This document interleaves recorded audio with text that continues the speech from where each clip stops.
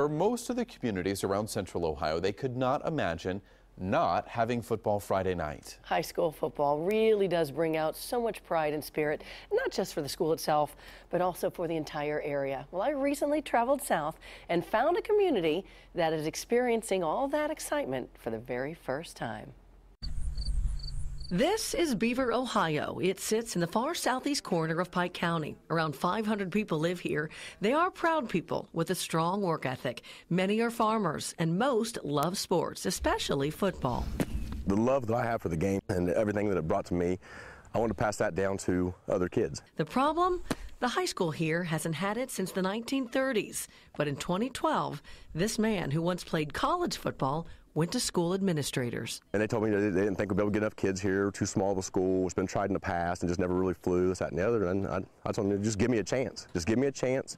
Give me 3 years. I said, give me 3 years. I'll never ask for a penny from the school in those 3 years. Instead, fundraisers were held trying to raise enough money to put a varsity team on this field. There was absolutely zero opposition to creating this football team. Soon enough, the money started pouring in, and little by little, things were coming together. Every year something new pop up. You know, they get some bleachers, and then this year we get a press box, and then it just went really fast. Area schools donated helmets and shoulder pads. Wheelersburg even gave away these goalposts. And I never thought it was going to happen. I was thinking about leaving, but then we got it and I stayed. I love it. The Eastern Eagles are now halfway through its first official varsity football season. When we came out, we ran out on this field for the first game. It had just all unleashed at once. It was amazing. I can't explain how amazing it was. These are pictures from that very first game.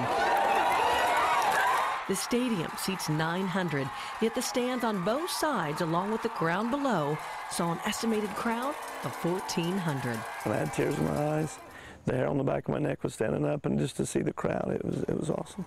The Eagles won that first game, and now the players want to inspire others. Hopefully we can do something this season that will make us proud and something that they can look back on and be impressed by.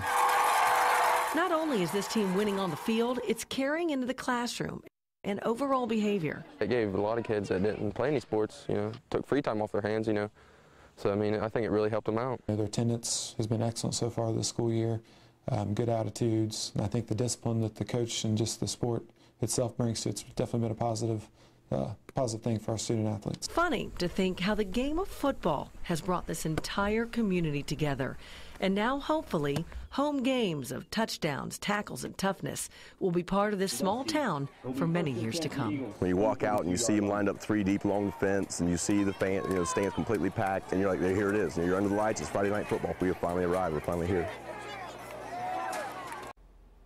I am so happy for that community. I had such a great time interviewing every single one for that story. And we're going to have part 2 of that story next weekend, because the star of that team, the young man who's a senior, who was the one who scored the very first touchdown in the school's history and has put up amazing numbers offensively and defensively, he's deaf. And what he goes through and what the entire team, how they have embraced him, it is a story all by itself. So when I was talking to the principal over the phone trying to set this up and he told me about this young man, I'm like, oh my gosh, that's a story in itself. So we're going to do a 2-part story with that. Excellent, a 2-parter, so we'll look forward to that. But amazing. Oh my gosh. And that community has to be so excited too, You know, you never know if it's going to work. Right. But they say, build it, they will come. And they did. And people donated goalposts. Right. So nice to see other community schools supporting, Yeah, love that story.